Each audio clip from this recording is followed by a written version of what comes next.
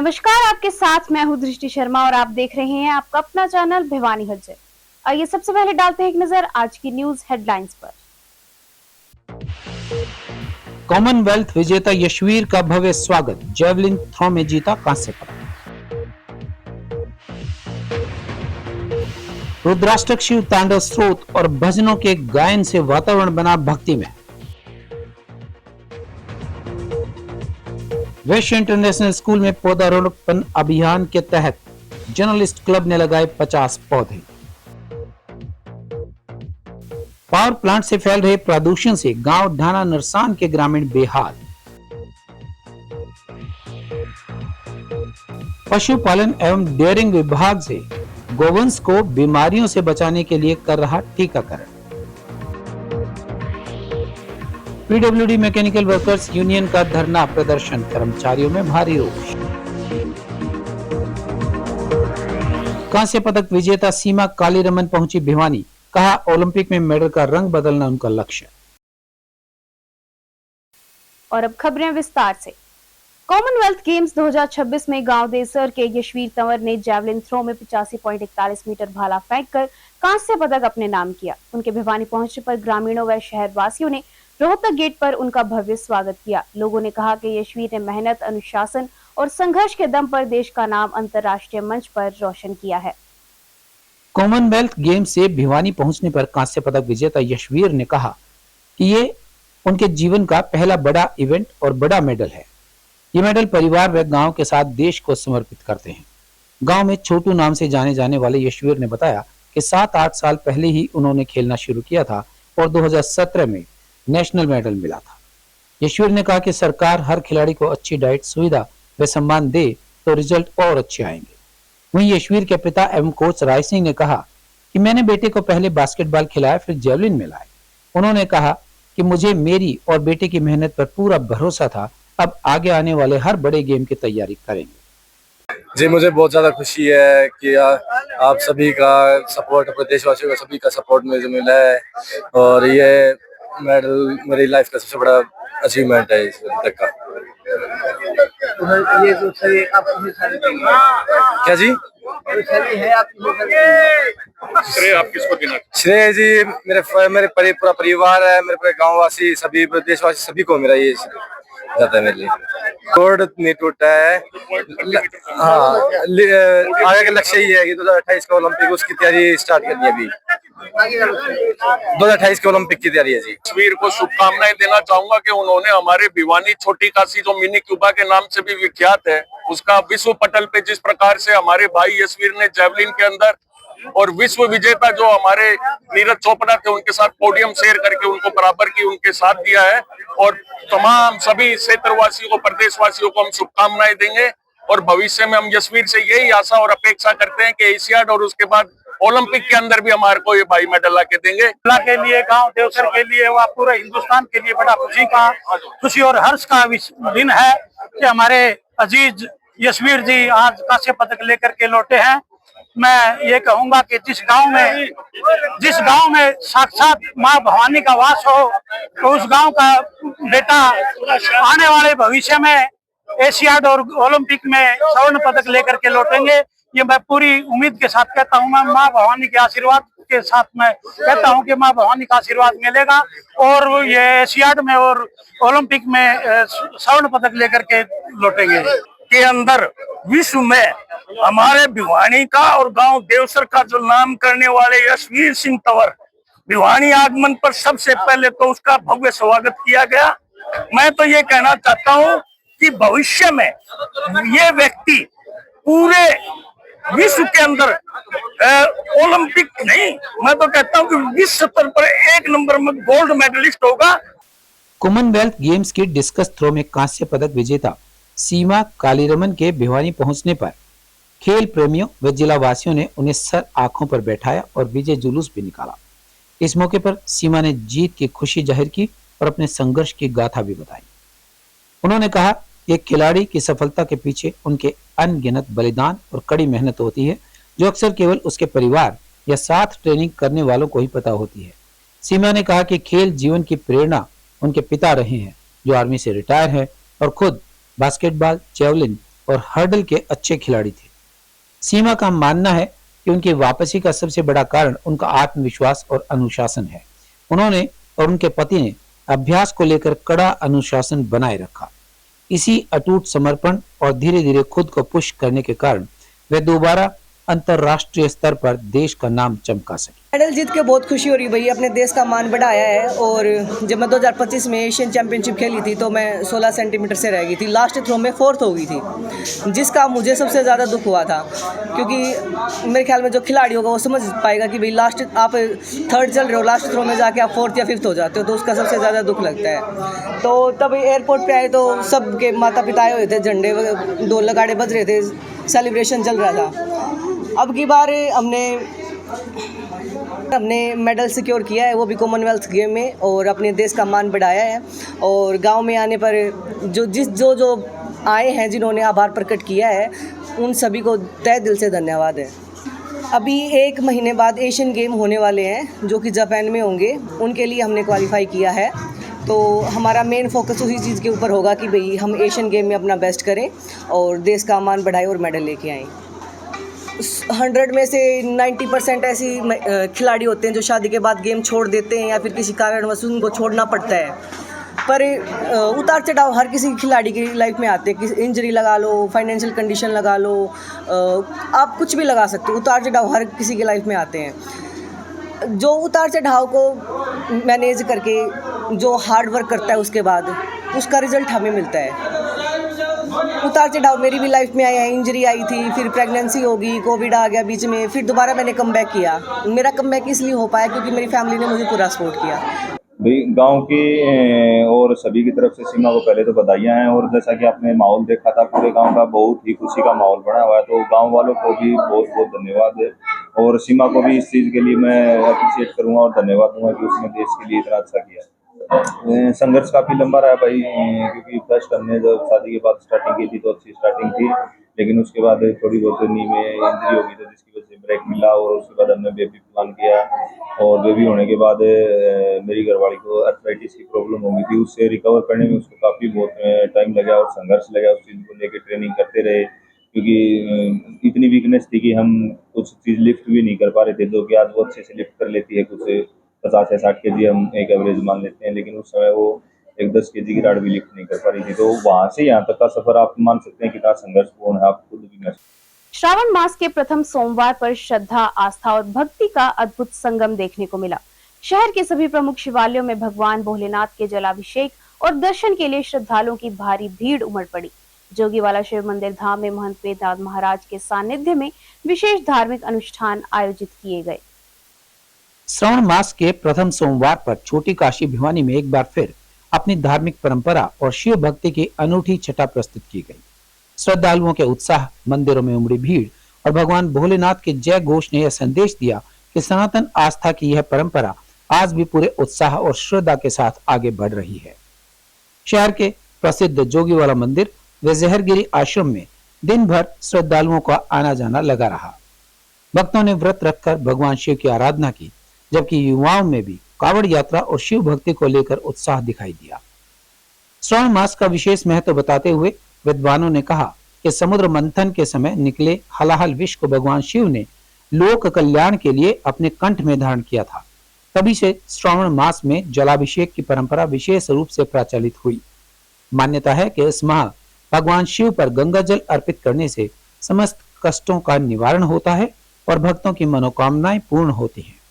यही कारण है कि हर वर्ष लाखों श्रद्धालु कावड़ यात्रा कर भगवान शिव को गंगा जल अर्पित करते हैं।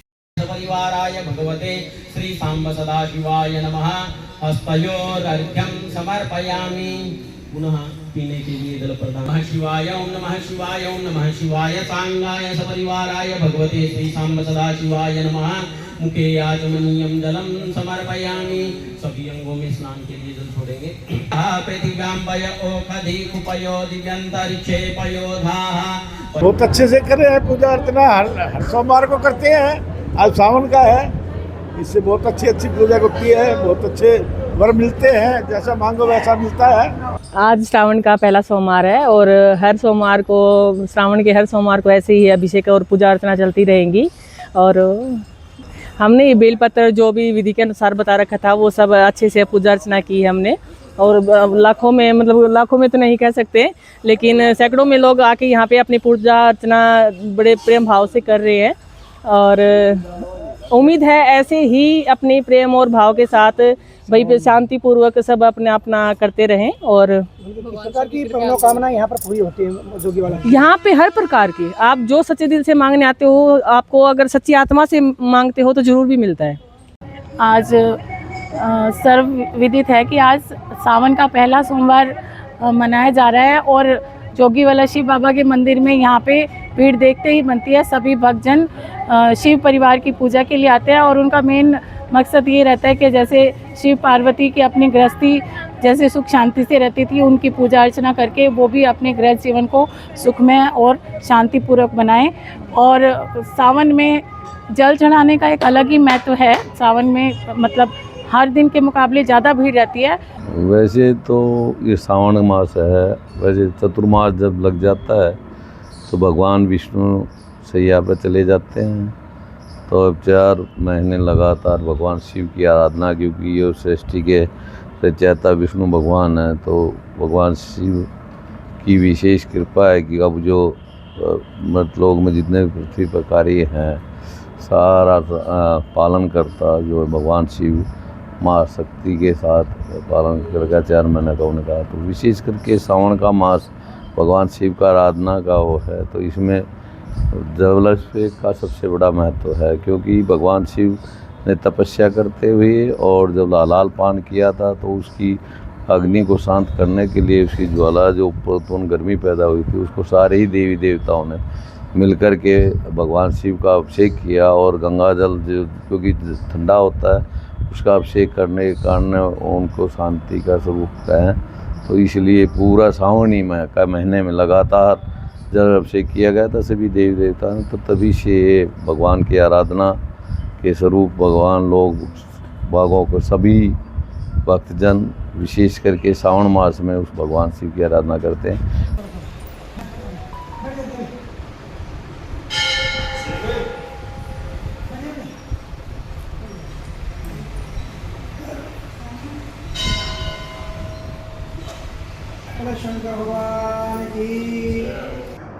मेरा नाम सुनील सैनी है। आज सावन का पहला सोमवार है और सोमवार के दिन भगवान भोलेनाथ का रुद्र अभिषेक करने के लिए सिद्ध पीठ बाबा जहरगिरी आश्रम में हम यहाँ पे पधारे और बाबा का जल अर्पण किया, फूल मालाओं से अर्पण की। और सोमवार के दिन अनादिकाल से यही परंपरा है कि जब भी बाबा का अभिषेक किया जाता है श्रावण मास में और सोमवार के दिन, तो उसमें बहुत ही पुण्य है और बहुत ही लाभदायक ये होता है। आज पहला सोमवार है सावन का, तो मैं जल चढ़ाने आई हूँ। आज मेरा फास्ट भी है। आप भी सावन में आइए, मंदिर में आके बहुत मन को शांति मिलती है और बहुत अच्छा लगता है। वैश्य इंटरनेशनल स्कूल में जर्नलिस्ट क्लब के तत्वावधान में पौधारोपण अभियान 2026 का शुभारंभ किया गया। कार्यक्रम के दौरान विद्यालय परिसर में 50 पौधे लगाकर पर्यावरण संरक्षण का संदेश दिया गया। वक्ताओं ने कहा कि वन महोत्सव के तहत 4 लाख से अधिक पौधे तैयार किए गए हैं और सभी नागरिकों को अधिक से अधिक पौधारोपण कर उनकी देखभाल का संकल्प लेना चाहिए। जर्नलिस्ट क्लब भिवानी के तत्वावधान में वैश्य इंटरनेशनल स्कूल में 50 पौधे रोपित किए गए। मुख्य अतिथि के रूप में जिला वन अधिकारी डॉक्टर राजेश वत्स तथा अंचल अस्पताल के निदेशक डॉक्टर विनोद अंचल और उनकी धर्मपत्नी अनीता अंचल उपस्थित रहे। कार्यक्रम की अध्यक्षता वैश्य इंटरनेशनल स्कूल प्रबंधन समिति के अध्यक्ष एडवोकेट शिवरतन गुप्ता ने की। इस कार्यक्रम में शहर के अनेक गणमान्य नागरिक, शिक्षाविद, समाज सेवी और विद्यालय परिवार के सदस्य भी मौजूद रहे। जर्नलिस्ट क्लब के प्रधान ईश्वर धामू ने कहा कि पौधे हमारे जीवन का आधार है। उन्होंने कहा कि बढ़ते हुए प्रदूषण और जलवायु परिवर्तन की चुनौतियों से निपटने के लिए प्रत्येक व्यक्ति को अधिक से अधिक पौधे लगाने और उनकी नियमित देखभाल करने का संकल्प लेना चाहिए। अंचल अस्पताल के निदेशक डॉक्टर विनोद अंचल ने कहा कि केवल पौधे लगाना ही पर्याप्त नहीं है, बल्कि उन्हें वृक्ष बनने तक संरक्षित रखना भी सभी की सामूहिक जिम्मेदारी है।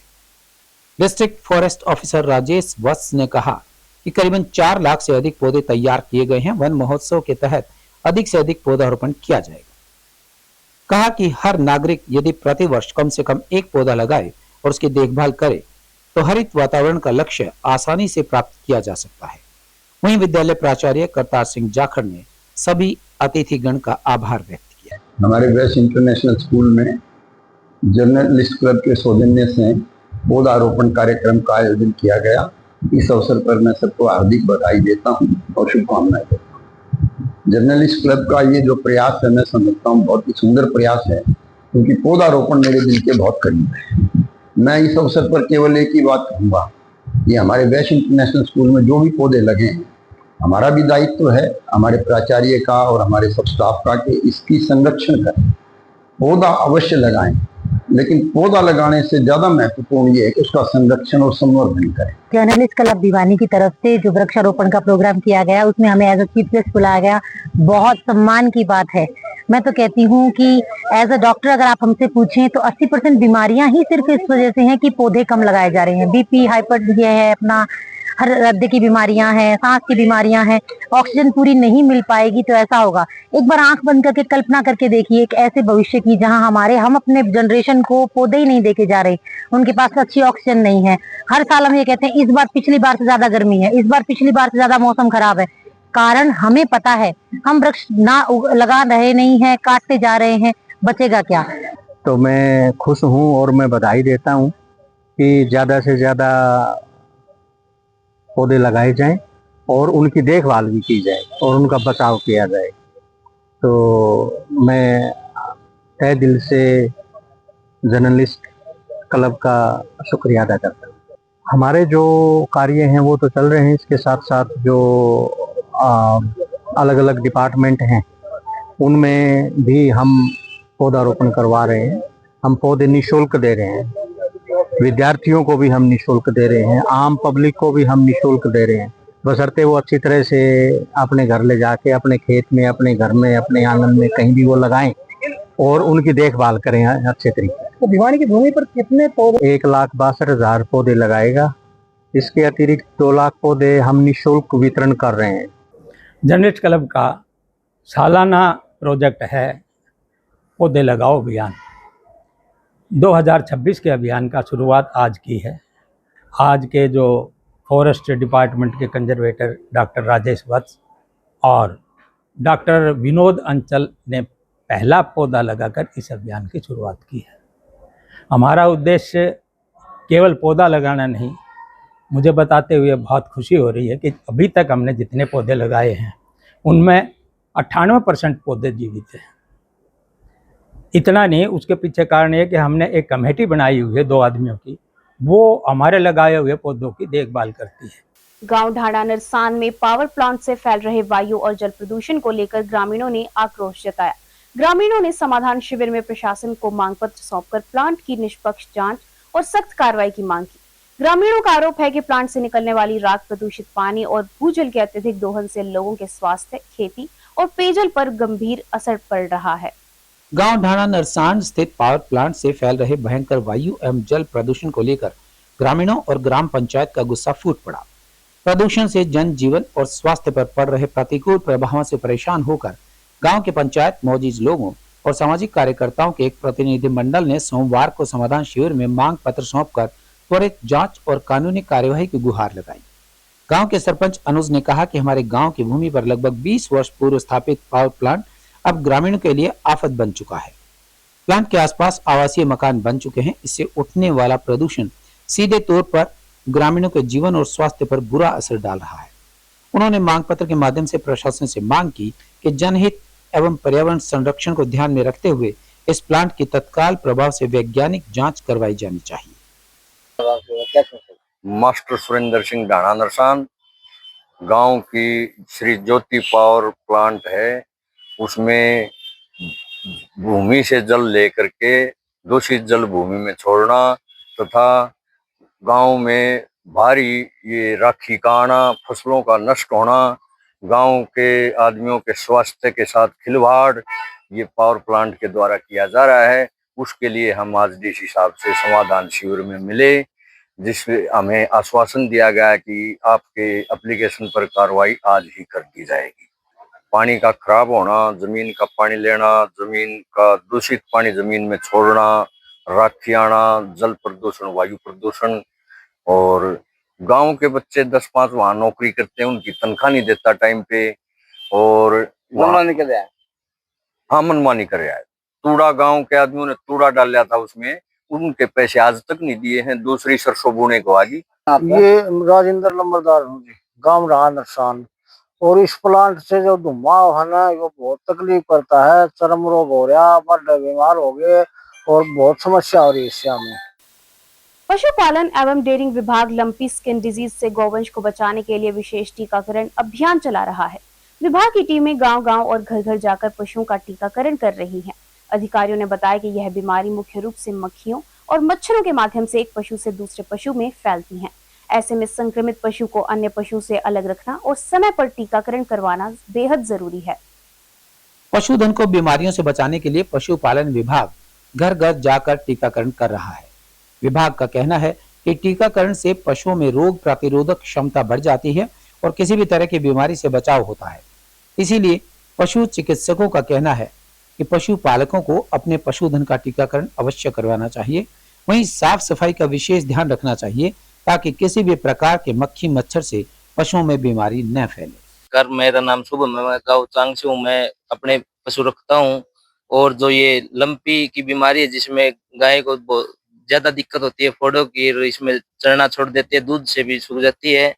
इसके लिए जो सरकारी विभाग के द्वारा इंजेक्शन लगाए जा रहे हैं, वैक्सीन लगवाई जा रही है, वो सभी से प्रार्थना की सभी लगवाए। इसके द्वारा देखो, जो लंपी स्किन डिजीज है ये वायरल इन्फेक्शन है, वायरल बीमारी है, और इस बीमारी से पिछले कई वर्षों में हमने देखा है बहुत सी गाय मौत का शिकार हो जाती हैं।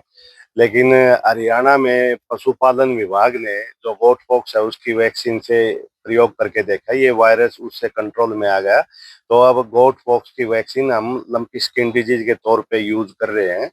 और हमारे जितना भी कैटल है, गायें हैं जितनी भी हरियाणा में, सारे में इसका टीकाकरण किया जा रहा है। ये 1 ml खाल के नीचे लगाई जाती है और पशु में प्रतिरोध क्षमता बढ़ जाती है और वायरल इन्फेक्शन नहीं होता।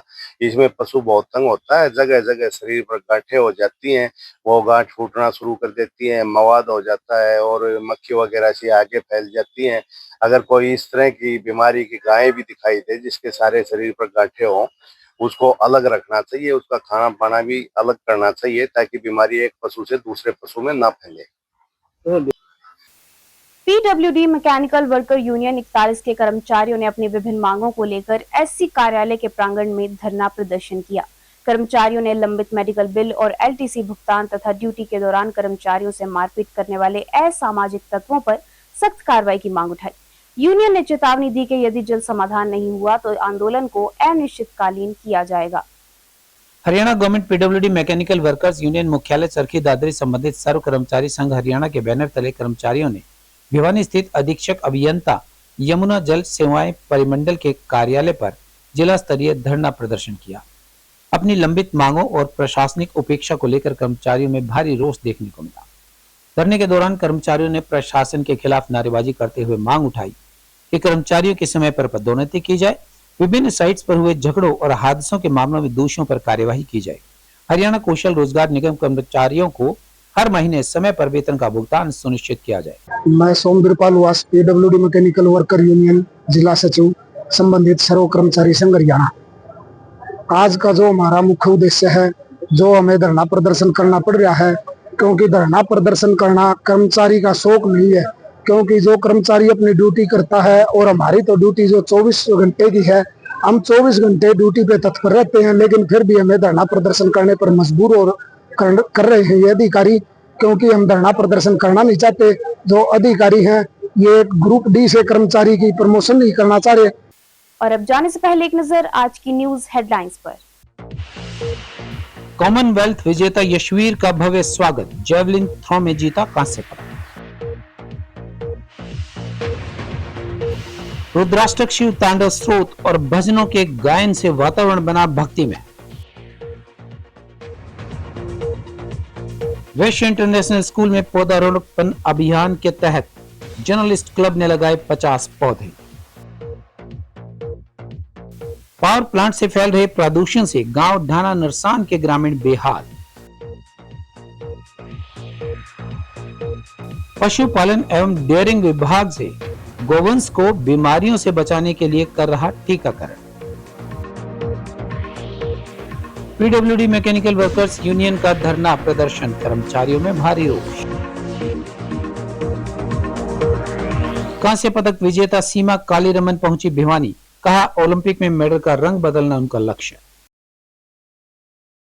अब मुझे दीजिए इजाजत और देखते रहिए आपका अपना चैनल भिवानी हलचल।